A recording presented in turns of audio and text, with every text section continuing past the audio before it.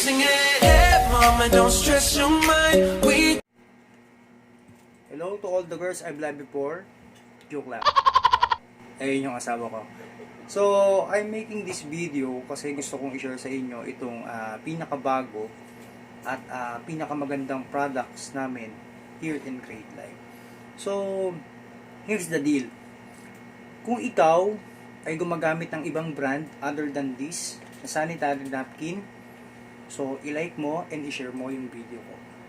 And if you are suffering from pain and dysmenorrhea, mas talong dapat mong i-share to. So kung meron kang kakilala, kung meron kang kaibigan, meron kang kamag-anak, meron kang kapatid, meron kang nanay na nakakaranas ng pain during the monthly period, so mas lalong dapat mong i-share and i-like itong video na to. Kasi itong video na ito ay para sa kanila. So number 1, bakit ba ito ang dapat mong gamitin? Itong sanitary napkin ng Great Life is made of 100% pure cotton. So ibig sabihin, hindi ito mainit at hindi irritable para sa'yo kapag may period ka.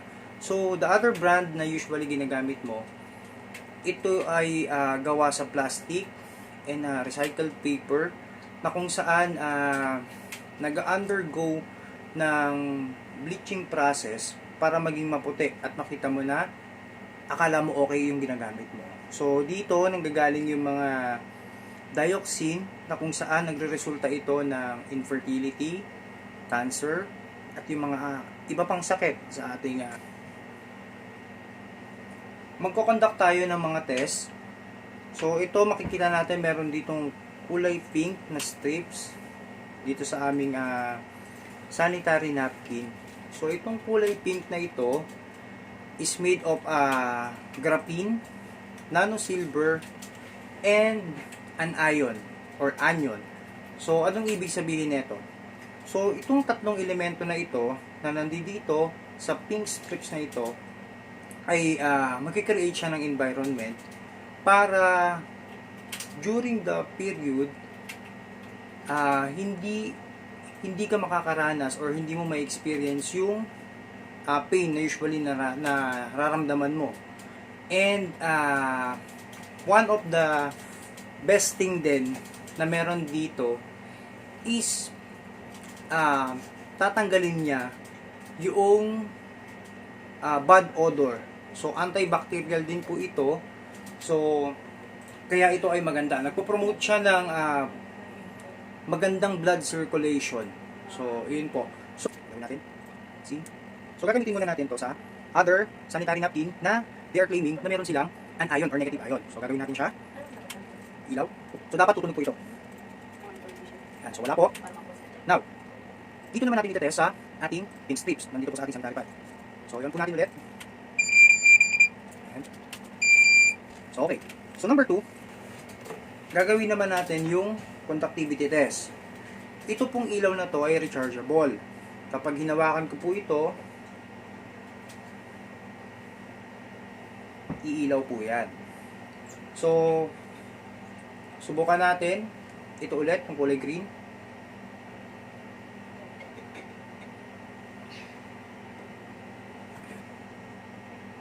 So, wala.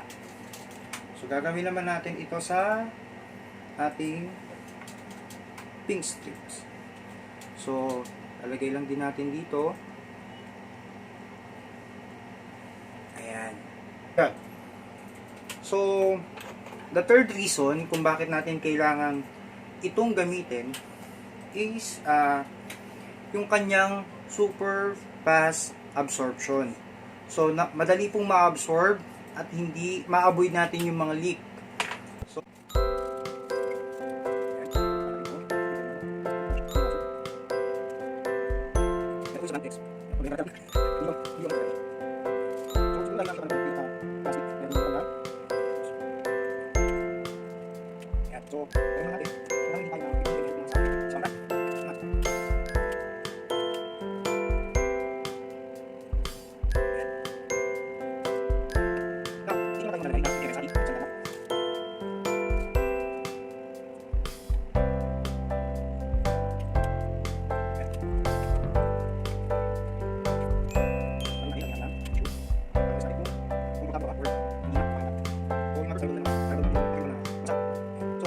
gagawin natin,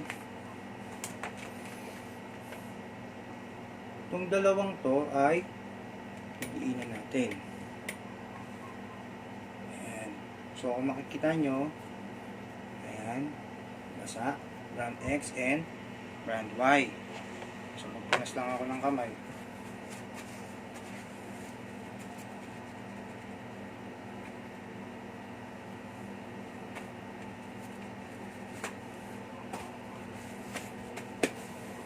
So, ito, gagawin naman natin dito sa ating sanitary napkin.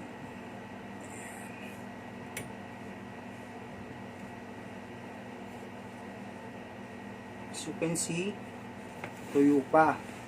So, pare-parehong 50 ml lang yung nilagay natin. Pero itong dalawa, basang-basa na, while dito sa ating sanitary napkin ay tuyo.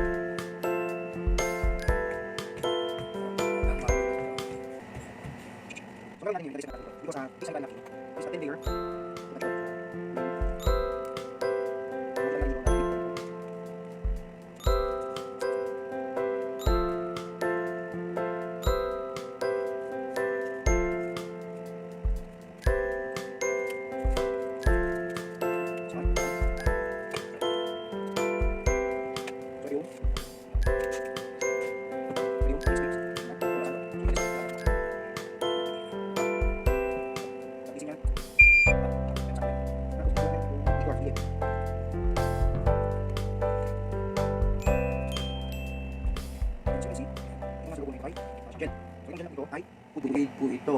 Pwede po itong kainin.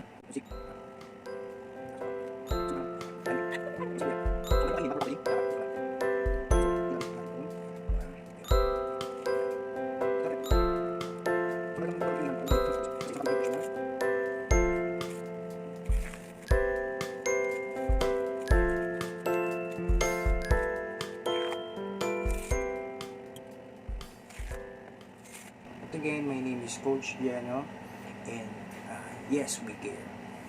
Sing it, hey mama, don't stress your mind.